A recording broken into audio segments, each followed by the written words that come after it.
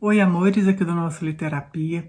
Eu sou a Laura, me formei em letras, depois em psicologia e acabei virando uma psicóloga que adora prescrever livros.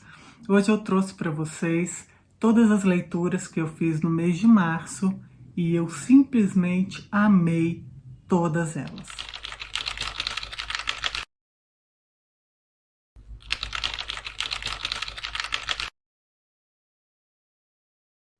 Vou começar com essa lindezura desse calhamaço de mais de 500 páginas, escrito por essa lindeza coreana, a Min Jin Lee. Pachinko, saiu pela editora Intrínseca. Costuradinho, uma brochura deliciosa, uma capa soft touch, que parece que é meio metalizada, tá vendo? Gente, que edição linda, linda, linda.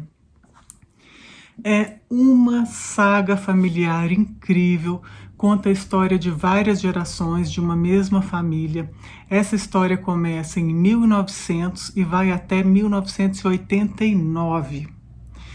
E fala das agruras pelas quais passam os imigrantes. No caso aqui, são imigrantes coreanos residindo no Japão, na época em que a Coreia era colônia japonesa. Muito incrível, cada personagem assim com a sua peculiaridade, falada de uma maneira muito delicada e perspicaz.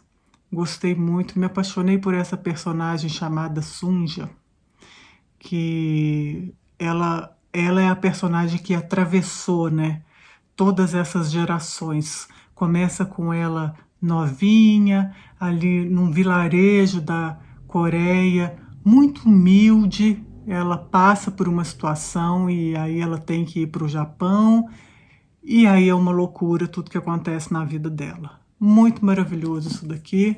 Amei. Já indico para toda a gente. Outro livro que eu li foi um livro que chegou aqui, de uma inscrita aqui no canal, ela me presenteou, a Mariane Corfu. E eu também amei. Quando esse livro chegou, eu fiquei tão encantada pelo título que eu terminei de ler o que eu estava lendo, que era o Pachinko, e já imediatamente comecei a lê-lo. É da Claire Guigan, Pequenas Coisas Como Estas. Saiu pela Relicário. Esse livro ganhou o Orwell Prize de 2022. Ah, não tem fotinho da Claire. É uma literatura irlandesa, muito assim importante esse livro, porque ele fala de quando é que nós devemos nos importar com as coisas, quando é que a coisa é um assunto privado e quando é um assunto público e nós precisamos nos intrometer, sim.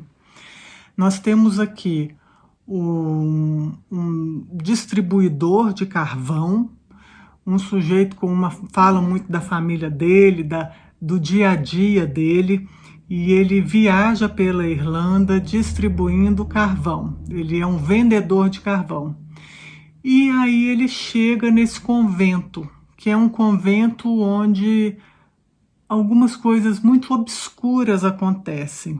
Esse livro é um livro sobre é um livro que é uma denúncia sobre maus tratos, e quando é que aquela coisa não nos diz diretamente, não é diretamente da nossa alçada. Gente, acabei de atender 4 pessoas seguidas, tô doidinha, tá?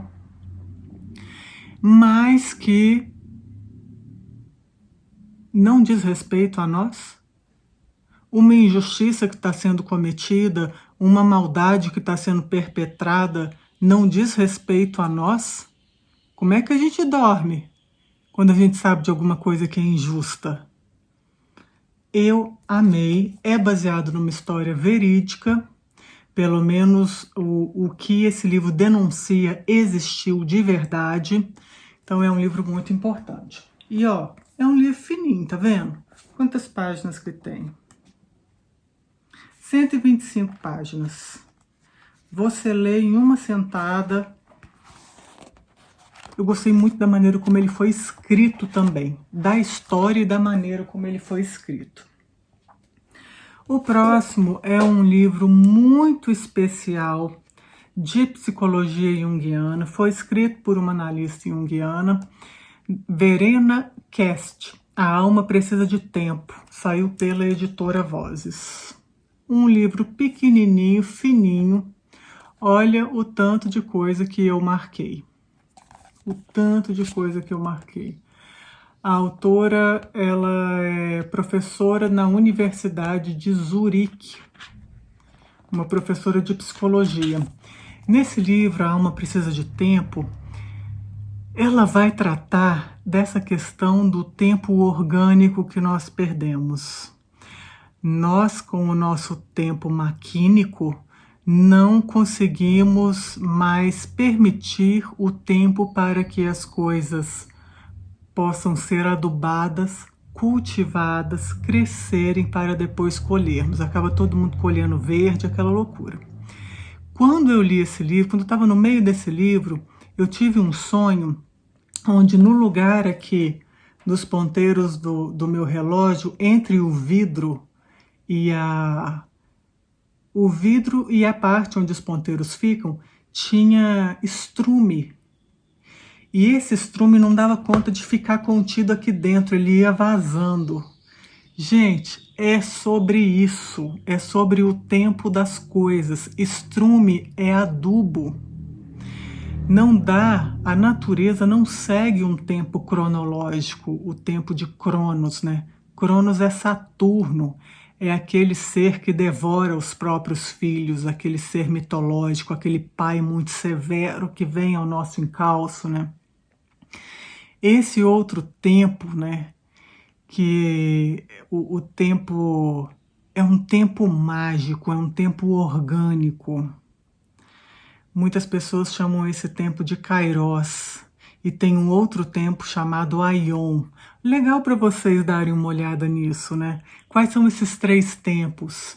Cronos, Kairos e Aion. Se vocês quiserem que eu traga um vídeo sobre esses três tempos e o que cada um deles pode nos trazer, me digam aí que eu trago para vocês com o maior carinho. E aqui ele vai falar, né, também da colonização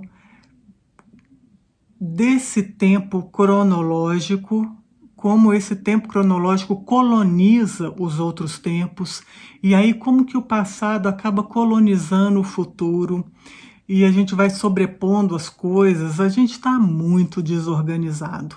E para qualquer coisa, gente, nós precisamos de tempo. Como está o tempo de vocês? O que é o tempo para vocês, né? Eu pensei muito sobre isso, adorei esse livro. E li um livro que também foi enviado por uma inscrita aqui do canal, a Raquel, que ela terminou de ler, deu muita risada e mandou para mim. Eu adorei esse livro, embora, já vou contar o porquê desse embora. É da Leila Ferreira, Mulheres, Por que Será que Elas... Saiu pela editora Globo. A Leila Ferreira é essa fofureza aqui. Eu acho que a Leila ela é jornalista, né? Será que ela é jornalista? Não tem uma biografiazinha dela aqui. Uai, gente. Formada em Letras e Jornalismo e fez mestrado em Comunicação. Então aqui, Mulheres, por que será que elas... Aí cada capítulo fala uma coisa, né? Aqui. Não deixam nem suas costelas em paz. Ou... Por que será que elas vencem mais rapidamente do que as margarinas e os queijos? Eu dei muita risada. Esse livro aqui, eu achei muito bacana porque são histórias reais. Histórias que ela foi coletando de amigas, de conhecidas. Então só mudou o nome, mas o que aconteceu é verídico. E aí cada história absurda, gente, desse universo feminino, que eu acho que é ainda um universo muito estereotipado. né? Eu não me encaixo em 90% dessas histórias. E eu sou mulher. Mas eu já me encaixei em algum momento da vida em pelo menos 90% dessas histórias. Então, quanto mais a gente vai se libertando desses padrões, mais a gente vai se distanciando. Mas, sem dúvida, que é muito interessante para a gente ver a dinâmica social que muitas vezes as mulheres aceitam desempenhar. E aí chega um pouco num tragicômico, sabe? Você vê que mulheres meio passando pano pro machismo. É muito engraçado porque faz uma caricatura, mas é sofrido também. Achei muito gostoso ler esse livro e tudo que ele me provocou, até as partes em que para as quais eu torci o nariz. Eu acho que eu torci o nariz porque eu vejo o quão isso é destrutivo e o quanto pode ser diferente. Mas não deixa de ser um retrato da captura desse feminino e tem muita gente capturada ainda. Eu acho que toda mulher deveria ler isso aqui, tá? E vocês, me digam aí qual foi a melhor leitura do mês de março para vocês. Um beijo com muito carinho e até de repente.